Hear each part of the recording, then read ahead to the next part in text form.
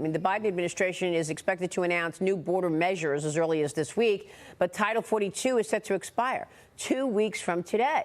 Customs and Border Protection also warning migrants in a tweet that entering the U.S. illegally will, quote, result in removal. This is their version of getting tough, sending out a tweet like this. Yeah, and what happens when Title 42 goes away in 2 weeks?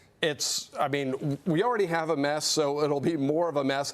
But this idea that anyone would believe anything coming out of this administration is like, well, if they're going to send people back now, why haven't they been doing so for the last 2 years? They haven't done a single thing. So maybe they'll send a few people back, but it's really just come on in, borders open. Once you get here, you get every benefit United States citizens get, but you get the bonus of you get the free phone when you come in. So everything else they get is exactly the same. Well, there was a conversation about providing money for college as well to migrants, Joe, in some areas. Well yeah, in cities where they've declared themselves sanctuary cities, the bounds know no limits. I mean, here in New York, we have laundry services, we have, like you said, tuition services, job training, stuff that we don't even give our own homeless, services for people who actually live here. I think, Jonathan, I think you nailed it when the first thing you said. You said that Secretary Mayorkas changed the Border and Customs Patrol from someone who prevents people from coming over to someone who simply processes people who are coming here. And that's what we're seeing. We're seeing them act as a processing agency,